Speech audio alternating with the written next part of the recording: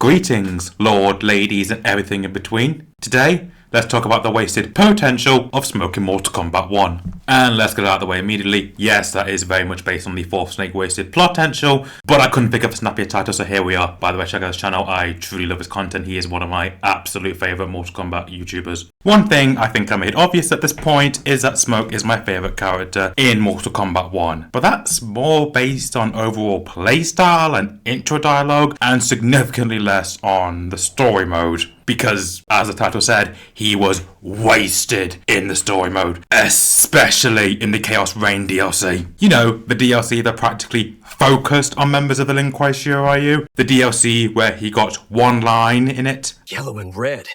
They have to be Cyrax and Sector.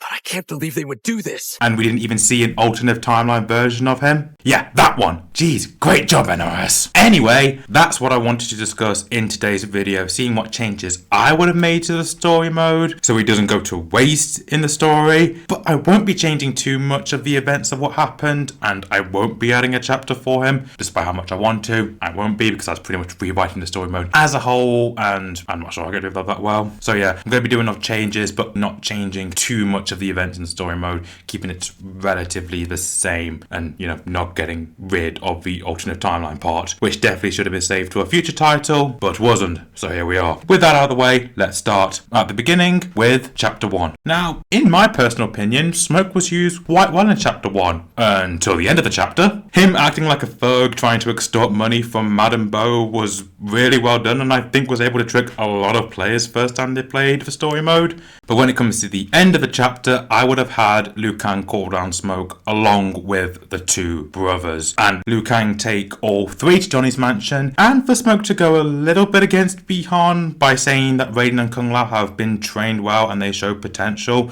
in order to show the rift between those two much earlier in the story, rather than showing the start and the crescendo of the rift in chapter 8. Yeah, that was a great direction to go. Continuing on to chapter 2, as I said earlier, I would have had Smoke go with the group to Johnny's mansion. Maybe he could have scouted ahead and saw the fact that Kenshi was there with Johnny. That would have been cool to show the fact he is the scout. I do also believe this chapter could have been a very good way to show off Smoke's more curious side, and the fact that he's a Johnny fan, maybe with him trying to take in as much of Johnny's mansion as he possibly could. That could have been pretty interesting, and these were both traits we saw he has in intro dialogues, as I believe most questions are asked by him about other realms. So yeah, it would have been pretty cool to see that in story mode. Also, I would show the rift again after Scorpion says, "Was that necessary, brother?" And then Smoke says, "You always take things too far," to Sub-Zero, then have Smoke be Johnny's cameo in the fight against Sub-Zero at the end of the chapter. This, in my opinion, shows us why Liu Kang had Smoke join the Lin Kuei later in life rather than be born into the clan, as though he could keep Bi-Han in check because he was able to develop a different look, not distorted by the Lin Kuei, so he's not as, blinded to Bi-Han's faults as others may be, who maybe kind of brought him in a system where, oh yeah, Bi-Han's great because he's the Grandmaster, don't question the Grandmaster.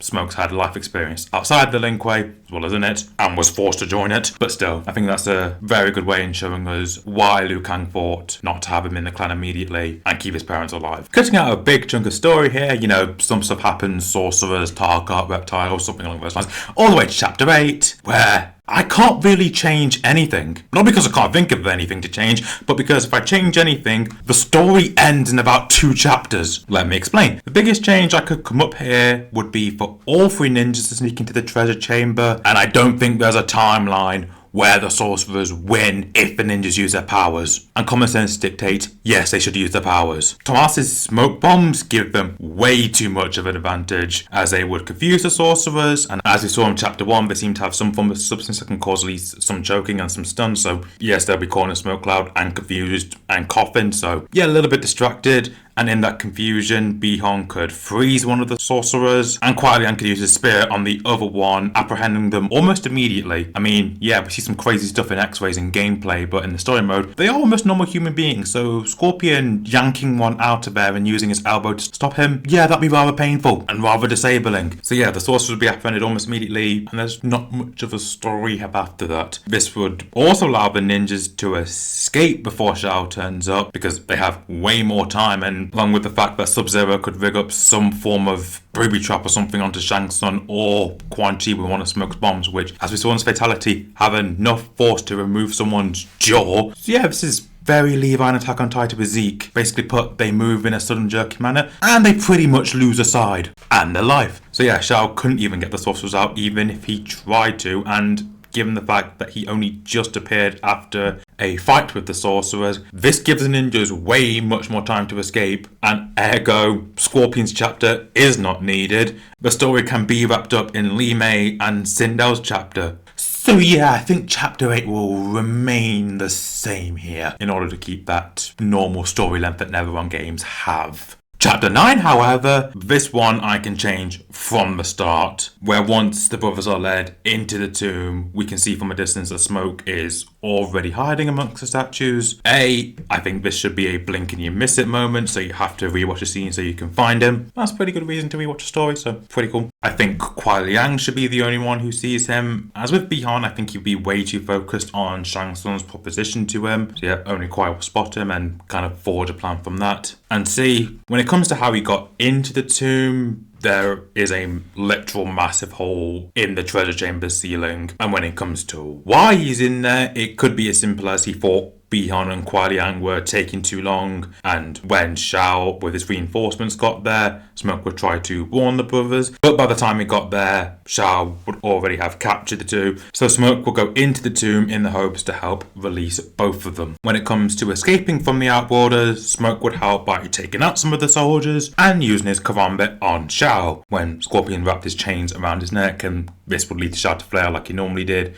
getting them both off him and kind of making it more believable why Shao kind of broke the chains on Scorpion. It was a very rushed decision now. Then until the end of the chapter, the fights will have Smoke be your cameo throughout, and most of the chapter will play out the same, apart from having Smoke be the one you use in the test your might instead of Scorpion, so people will stop complaining about the cauldron, so it's Smoke's hands who got burned, not Scorpion's. The fact that I don't think he actually got burned was more of a surprise of a boiling hot metal cauldron, because he didn't actually react the same way you would have, because that would probably lead to a first degree burn, and I doubt he'd be able to fight after it. Another part I'll keep the same would be the final fight of the chapter, because the way I interpreted this scene is that the reason why Smoke didn't assist in this fight was due to some form of Lin Kuei tradition, where if someone in the clan defeats the Grandmaster in single combat, they have the right to lead the clan, which is why at the end of this fight, I believe he asked, "What are you doing?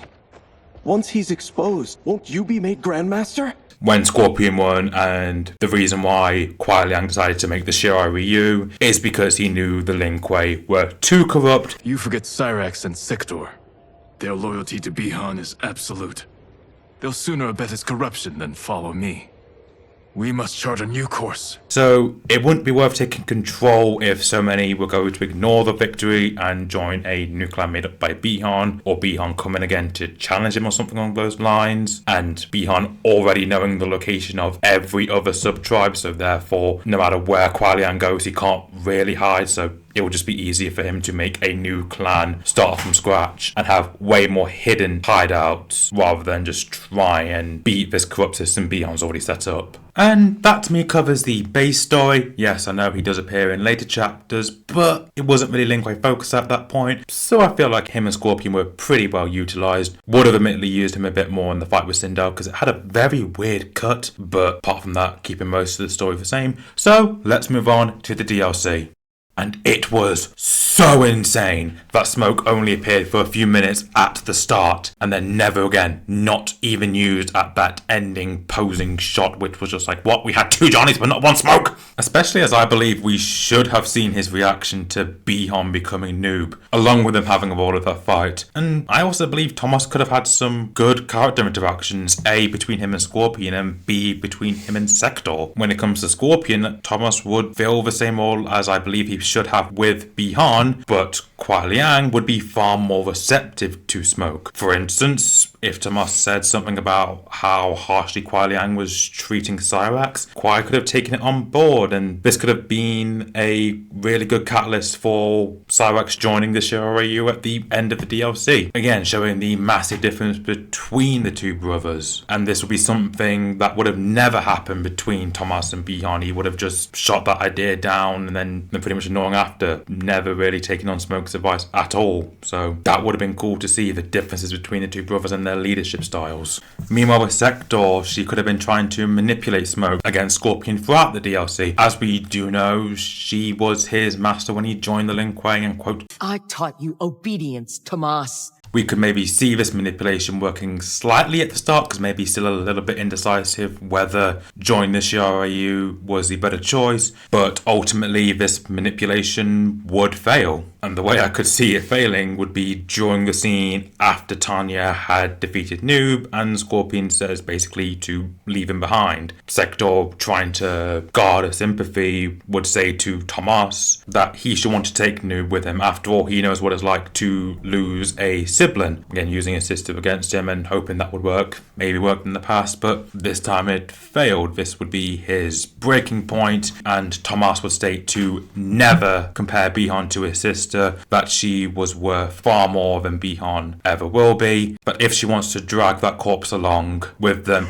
he won't stop her, but don't expect him to help if they run into more trouble. This would be the moment that Tomas knew it was the right decision to leave the Lin Kuei, that this would pretty much be his future, being completely belittled by Bi-Han and Sector and having past trauma used against him. So yeah, now he knows that the Shiryu was the better choice, and this would conclude with him ultimately throwing away his badge with the Lin Kuei insignia on it, right in front of Sector, forever burning that bridge and kind of cementing in his mind that he is truly a Shiryu member. Apart from this and adding his own chapter, I can't see many more ways of changing it for Smoke to have a bigger role in Chaos Reigns, except from being a cameo with Tanya during the Noob fight. As I said, he should have been involved in that. If he was used initially with his fight between Noob and Scorpion, it could have very much showed the difference between Tomas and Cybot, because he's not simply Kuai Liang's shadow, he is his own individual, and we can now see that in this fight, which would have been pretty cool to see as well. But as I've been saying, this would have been if he went to Chaos Reigns. Obviously, he wasn't, and I think many of us Smoke fans had accepted the fact that he wasn't going there, given his lack of appearance in promotional material. But we were wondering, why wasn't he there?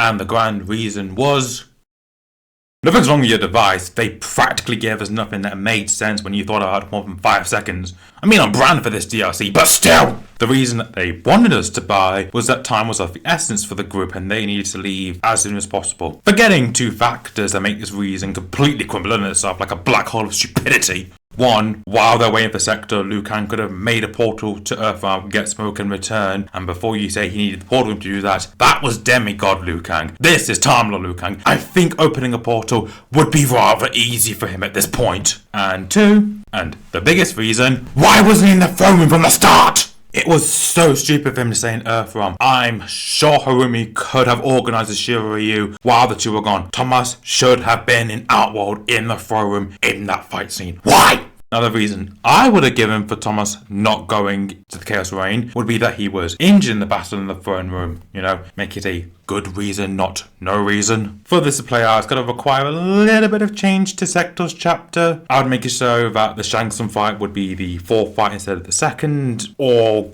get rid of it entirely. I mean, she already has about 8, so I think she'll manage. And I'd have it so the Sector would be ready to fire much sooner onto Geras' captures, but Chaos Shang Tsung would run up behind her, ready to slash her and likely kill her. But before Shang gets to her, Tomas would try to intercept, which would lead to him getting his arm slashed off. Hearing this, Sector would turn around and start Shang's napalm era. Also to kind of like humanize Sector a little bit. I could imagine her having some form of nanotechnology that could reattach the missing limb without nerve damage. And the only reason I see Sector doing it is so she doesn't feel like she's in debt to Tomas for saving her, you know, kind of a, you did a good thing for me, I'll do this for you, but don't think that we're like not enemies anymore. This is so next time we meet, we can each other fairly, and I don't feel any form of guilt for doing it anymore. And no, I don't believe she'd have some form of weird tracker in this. She wouldn't think it. She would only really think to use it on herself. Maybe this would be her idea next time if it happens, if the opportunity arises, but she wouldn't afford to have it this time, kind of showing the fact that she is forever learning from whatever mistakes she makes. Now I'm seeing this right now before this next part, but do not try this next part at home. But before anyone says anything, it is in certain situations, even with our medical science, possible to reattach missing limbs. Our limitation is probably the limb won't work the same way again because of the nerve being severed, but as I said, this is nanotechnology and fiction, so you can likely make it so the nerve damage can go away and the arm can be used normally. The only reason I'm saying this is because I've heard people complain from MKX when Reptile shot acid into Kate's eyes that Jackie shouldn't have flushed out with water, despite the fact that's literally how acid burns are dealt with in reality. You pour or flush them out with water because water is a neutralizer. That is exactly how it works. Some people who criticize these games need to retake some chemistry. As I said, do not try any of these at home. Anyway, back to the story. I do believe I did present a much better reason on why Smoke couldn't go, and for all we know, he could have actually taken part in the final battle again. Why he wasn't there is so stupid to me because Liu Kang literally gathered many of his forces to fight Havoc. Not all of them were at that temple, so what the hell? And yeah, I do believe that part does add a bit more to Sector's character rather than, well, what Reiko said. Do you share Bihan's power? Or just his bid? Definitely humanizes her a little bit more. And with that, that covers it. Do you agree in my opinion how to not make Smoke as wasted in the story mode as I presented here, or do you have some other opinions on how he could have been less wasted in the story mode? Let me know in the comment section down below. And while you're down there, if you want to hear from me again, subscribe to the channel. And if you think I deserve it, leave a like on this video if you did agree with most of my opinions about this. And with that, goodbye.